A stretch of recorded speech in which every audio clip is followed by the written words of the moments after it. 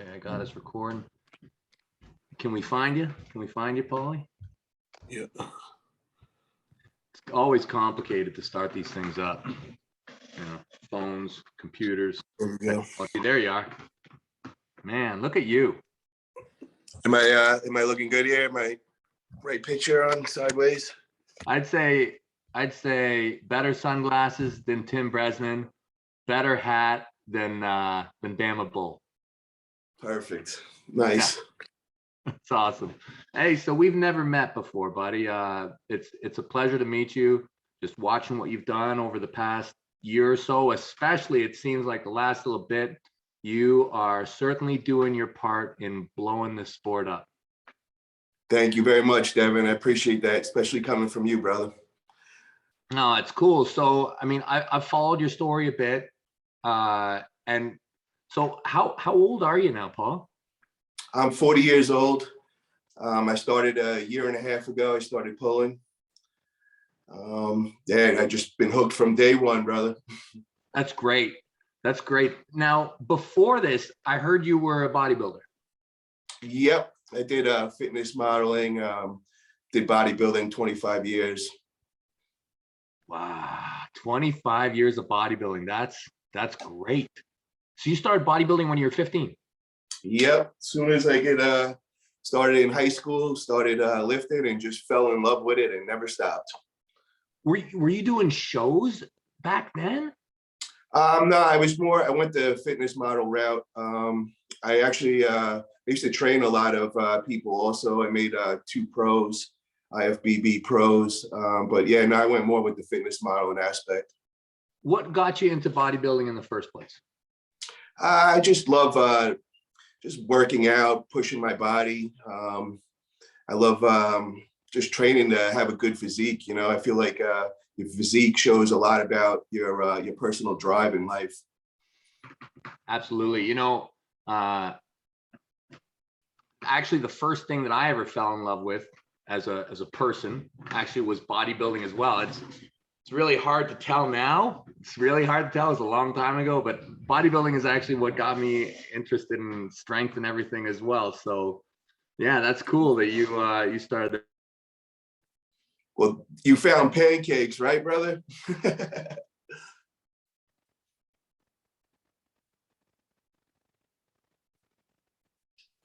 Can you still hear me? Yep, I'm still here. Can you hear me? Yeah. Yeah, I have a glitch in my phone where if somebody calls in, it mutes everything. So I'm gonna have to call my buddy Dave back in a minute. But okay, sorry about that. So where were we? Bodybuilding. Correct. Yeah. So you did that for like 25 years straight. And were there any other sports in between then and now? Yeah, the whole time I was doing MMA. I was doing Brazilian Jiu-Jitsu, Kung Fu, stand-up Muay Thai, boxing. You know, I was just always very active person. I love sports. So yeah, those were probably my 2 passions growing up would be MMA and bodybuilding. That's fantastic. Yeah. I mean, that's a good fit. That's a good transition into the sport of arm wrestling, you know, muscles, health, fitness, and combat. Exactly. Yeah. A lot of guys, I think it's a good base. People talk about bodybuilding and powerlifting or whatever sport you come to before you transition to an arm wrestler. And there's a lot of guys who come from bodybuilding. A lot. Dan Mosier, one of the guys I always think of when I think of a bodybuilder coming into arm wrestling. Oh yeah. Yeah. It's definitely a big change. There's you know, a couple of tweaks you got to do to make the transition, which, you know, I'm in the process of learning right now.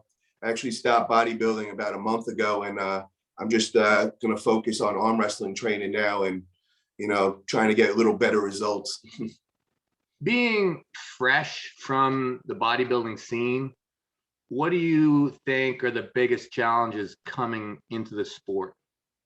Tendon strength, building up the tendons. So I feel like my muscles are maxed out and my tendons are nowhere near that. So I believe when I first got my injury 8 months in, when I popped the bicep tendon, that was a big part of it because my muscles were overpowering my tendons and my tendons couldn't hold on. Interesting. It's interesting. So your training, like, correct me if I'm wrong, but like bodybuilding, when you're trying to do your thing, I mean, I always feel like 10 is the magic number, like maybe 15 seconds of effort, full range of motion, failure, alternating body parts throughout, maybe hitting them once or twice a week. What has been the change for you coming into arm wrestling to focus more on your tendons? A lot less work, not overtraining, because that's what I was originally doing. And I believe that's what led to my injury. So I have to teach myself to actually slow down, take more rest days. And when I'm doing lifts now, I'm going more heavy weight, low reps, doing a lot of isometric holds and all. So, I mean, it's all new stuff for my tendons, and tendons take a little longer than muscles to heal up. So, yeah, the biggest change for me would be the rest days in between. It's good. It's good. The main reason I wanted to talk to you is about all the stuff you're doing with promotion. I guess, I saw what you were doing. Like, I follow the sport close, right? So, I saw you were involved in a lot of these promotions. Then Fatal 4-Way came along, and I was like, okay, this is hot. This right here, this is a nice promotion. So I know you got a lot of big stuff coming up that I'd love to announce on this show, because for ArmBet and Stay Kings, we certainly love what you're doing, want to push everything you're doing as much as possible. We know you have any words about what's going on this weekend? This weekend's going to be hot. Oh my God, this weekend's going to be nuts. Yeah, so this is the big match. We got John Brzenk, the GOAT of our sport, versus the tugboat, Chance Shaw, who's the up-and-coming new prodigy. And we're putting Chance to the test here. Can he handle the GOAT? I mean, can you be so bold as to make a prediction, or like, I understand as a promoter, it's tough. It's a tough spot. Yeah. Yeah, no, my job is to set the matches. I'm not taking no sides. I just want to get the two guys together, get them on the table, and whatever happens after that, I'm just happy that it's going down. Yeah, I think everybody's happy it's going down. This is probably the most noteworthy match of the year, I'd say. Having John come back, well, that's exciting. It's exciting to have him come back, and Chance is hot, man. The kid is on fire. So it's a huge match for Chance, and every time John Brzenk is on a table, the world is watching. So, and what's your thoughts, Devon? What's your pick? You know what? You ask me in the morning, I'll tell you one thing. You ask me in the night, I'll tell you another. If I'm talking to one person, I'll say one thing. I'm all over the place. I'll tell you, I'm totally split. Half the time, I think there's no way John can lose. It's John Brzenk. He's going to make it look easy. He's going to completely shut him down. There's going to be nothing. It's just going to be a complete nothing. You're not in my world yet, young man. That kind of thing. And then I'm like, Devon, give your head a shake. John is 57 now. Chance is a freaking maniac. Given this opportunity, I mean, let's be real. Like, Chance has got to be the favorite. And I can't make up my mind. I really can't. But I'm really happy that you guys are doing it at the time you are, 9:30 at night, right? Yeah. Yeah. So we're going to start at 9:30 p.m. Sharp. We're going to start the ROTN finals, and that's going to be timed. That will be 25 minutes. So at 9:55, that will be done. And at 10 p.m. sharp, we will have Chance Shaw versus John Brzenk going off. Music to everyone's ears right there. And hey, do you have a YouTube yet? I heard it's going to be on Chance's channel. Is that right? Correct. It's going to be on Travis Bajan Unfiltered, and it's also going to be on Chance's YouTube channel. Okay, so both those channels are going live. I'll plug those links down below.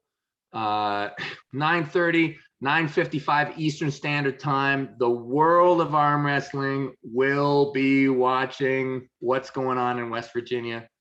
Super pumped. Super pumped. And on Stay Kings, right now, like right this second, John is sold out. I think Chance has got like $150 left on his block, and we'll just keep on opening up blocks probably all the way up until, you know, a few hours beforehand. So you'll be able to get in on the action. And they've been really close actually throughout. John is typically leading just a little bit, but Chance isn't far behind every single time, and they're both closing. So yeah, there's some chance there. I can't say chance anymore because it's confused. There's opportunity to get involved in the staking. Everybody get out there, place your bets, get out there, support your favorite athlete. Really helps out the athletes, helps our sport grow. So do your part. You've got a lot of stuff coming up though, outside of even this weekend. How do you do it? Like what is going to go on with your promotions? Are we talking like what level are we talking about here? What is the goal? My goal is just, I want to bring together all the matches that everybody talks about, and they all say, what if we could get this, what if, and there's always something, some kind of blockade stopping it. Well, I want to be that bridge. I want to come in, I want to be that guy that's going to actually put them in action. So this way we got a lot of things to talk about. We always constantly got another match to look forward. That's how we're going to grow our sport. It's going to get all the outside eyes looking. They're going to be like, oh, what is this going on? We got the goat versus the tugboat, and we got the gorilla. We're going against Todzilla. Those are the ones that are going to bring all the eyes in. There we go. That's the one I wanted to talk about. Have you announced that yet? Yes. So yesterday we were on Arm Talk on Jody Williams, and we announced that. So October 16th, we're doing for a great cause. We're pulling for special needs children. It's going to go down in Lindale, Texas. I'm teaming up with Rick Parlett, who's did this for 8 years now. And, you know, they've been getting pretty good turnouts and all, but I heard about this and, you know, I just wanted to blow it up. It's a great cause. I truly believe in it. All the money's going to the charities and all. So, you know, we kind of jumped in. I told them I'd get them some super big name, super matches. I was going to get as many people. All my resources are going into this. I just want to blow this up as big as possible. So the two matches that we got locked in so far is we got the Bama Bull, which is Justin Bishop, versus Bill Loxton, the Hand of Steel. Then we got Big Corey, Gorilla West, going against Todzilla. That's incredible. Dude, that's WAL level stuff. Those are hot matches. As soon as when I saw Bill and Bama, I was like, awesome. That's a great match. I personally have always bet against Justin. I know how awesome he is. I think he's an incredible arm wrestler. It's just kind of my ongoing joke with him. Against Bill Logston, who I'd say right now, Justin has got to be kind of that guy who's around 187, who's probably like, I don't know, is there anybody better in the States?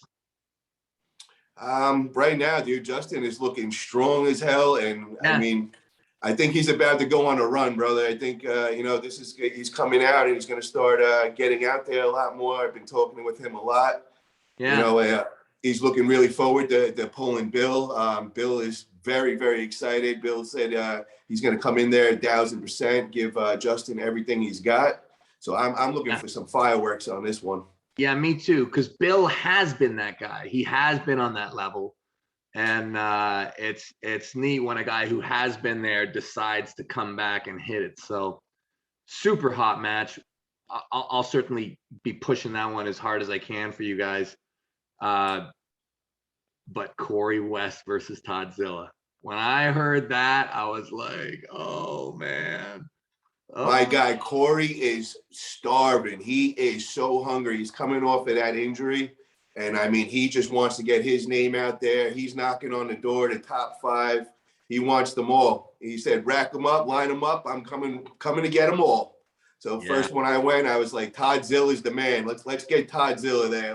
Let's see, get these two monsters on the table. So I haven't looked at the rankings lately. Is it is Toddzilla 5 and Corey 6 or something like that? They're right. Yes, correct. So when I checked the rankings, that was exactly Corey was number 6 and Todd was number 5. So I figured that'd be the perfect matchup right there. It is perfect. It is a perfect match. I mean, I've watched them train and practice, and you know it's very inconclusive. Everything you see in practice. Corey West is still very unknown quantity. You know, but there's a lot of indicators that let us believe that he's just beginning to get where he's going to end up. And well, I mean, Todd Hutchings is a very proven entity, total giant killer. Like, great match, man. Good job setting that one up. Very good job. Thank you very much. Appreciate that. So what does the future look like after this? Is this going to be like a regular thing? Like, how many events are you going to do, man? I feel like every time I open up Facebook, there's another production, there's another thing going on. I got a lot of energy. I love arm wrestling, and I don't stop. So I believe this is just the beginning. I got so many ideas I want to implement. You know, Fatal 4 was my first solo run. You know, I kind of kept it basic. You know, I wanted to go safe on that. Felt like I handled it no problem. Everything went smooth. So we're going to keep getting a little bigger, a little better each time. And that's my goal. I'm in talks right now with Engin Terze. You know, we've been throwing up some ideas around, maybe January, February 2022. You know, possibly get another East versus West card going on. So, yeah, there's a couple of ideas I got, you know, and just throwing things around right now. So talk to me about rules. Okay. Like, so, sorry. Yeah, no, I apologize. I'm not exactly 100% sure. It seems like you're more working with promoters, like, as opposed to having your own kind of thing that you're putting on every single match or whatever. Is that correct? Well, I'm going at it 2 different ways. So I will be throwing my own events, like the Fatal 4. That was all me. But I also, what I'm trying to do is I want everybody to know I'm not here for competition. I'm not here to try, you know, putting anybody else out. I really want to work with everybody, all the different leagues, all the other different promoters. You know, that's where I want to be different here. I want to be a bridge rather than isolate myself. So I see that's the route we're going to go. And, you know, so far it's working out great. I like all the positive feedback from other promoters, you know, because I've been hearing, you know, everybody's like, oh, you're going to start making a rift with all the other promoters. You're going to start jealousy. I haven't seen that. I actually see a lot of good positive feedback. And I got a lot of messages of them wanting to work with me. So, you know, so far it's working, and that's the route I'm going to go. No, I think that everybody will be pretty supportive of anybody who's doing what you're doing to the sport. So I can't imagine people having too many problems with what you're doing. But what about the rules for the matches coming up with Hutchings, Bama, Corey, and Logston? What rule set are you guys using down there? Has that been decided? All right, so for each match, it's going to be their own, where we work it out with the athletes. But on Corey and Toddzilla, we already had that talk, and it's going to be WAL rules on that. And it's going to be best of 5 right hand. Is it on a WAL table or is it WAF table? We're going to work all that out right now. We're figuring everything out with the details as far as that. Okay, perfect. Yeah, I'm just always curious. All these little things sometimes can make a difference, you know? It's, you know, there was a lot of talk from the Dallas and Craig match, actually, because, you know, now that there's staking going on, people are, you know, they're putting money down, and obviously everybody really cares about all these details. You know, if you're going to put money on it, you want to know, is it a 7x9 or is it a 7x7? You know, a lot of people were somewhat upset about the perceived rule change you know, going into their match, which I don't think that there actually really was. It's just, you know, people like to have, I think that that match actually will trigger a more tightly defined set of criteria before staking actually happens going forward. Yeah, I think that'd be a great standard to set, so everybody knows exactly the rule set being used, the kind of table. You know, we kind of got to standardize all that so we don't have those issues. Yeah, yeah. Just has to be set beforehand, you know, because it can make a difference, you know. Like before, what we were doing on you know, on the Fatal Four, you know, for my tournament, the whole plan was to do WAF rules. You know, we definitely want to go the tighter route. We definitely want to step up the refereeing game. So unless that a super match works out their own specific rules, we're going to keep it WAF style. Okay, okay, that's good to know. Yeah. You ever think of bringing this back? Like, do you still have a lot of ties in the bodybuilding world? Oh yeah, 100%. So this is a week I'm actually going to be launching my YouTube, and once I do that, I feel like that's going to open up a lot of collaborations. And I used to be on a fitness modeling team. My other four guys that I was on a team with all got over 1 million followers. One of them has 5 million. I mean, these guys would love to work with me, and also, you know, once I get that YouTube, I have a feeling that's going to start setting off you know, the next collaborations. And, you know, I would love to get this to the MMA, Brazilian Jiu-Jitsu, because I feel like a lot of the guys, they just don't know that arm wrestling is a sport. Because, you know, I just found this 1.5 years ago, and I've been saying, where has this been my whole life? If I would have found this 20 years ago, I'd been arm wrestling 20 years. I like the intersection between arm wrestling and bodybuilding. I think that there's something there that's really cool because, in my opinion, I think that arm wrestlers' forearms and upper arms, I think that they look incredible. Like when you talk about like a season, like when you, yeah, exactly. Like, I mean, you look at a guy like Alan Fisher or Steve, like there's tons of guys out there whose forearms are just, they are better than bodybuilders. Jordan Sill. Exactly, exactly. You know, and if we could show the bodybuilding world all the funky little stuff that's actually in that forum, you know, and like, you know, guys are on stage and it's everything, and then boom, a guy pops out his pronator and the judges are like, what is that, you know, like, and I think that like if bodybuilders could maybe be even a tad bit more responsible, you know what I mean? And if they could take arm wrestling and view it much more just as exercise, not trying to win or lose, but just get in there and kind of work those motions. I'd love to see that. I'd love to see it get into the gyms under a little bit of a different culture, you know, not just arm wrestling the way it is in the arm wrestling culture, but arm wrestling from a perspective of someone who's just trying to look good, feel good, get healthy. Because I think it can do that too, you know, as long as everybody keeps their ego in check. Yeah, 100%. Yeah, yeah.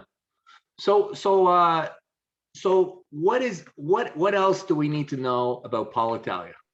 All right, so other things I got going on. So I'm living over in Petaluma, California. So we all know the great history of Petaluma and arm wrestling. So another thing that I want to get going is I want everybody to kind of learn the old history. So, you know, I did a couple of tours around Petaluma. You know, I rent the limo bus. You know, I get I'll throw like a seminar.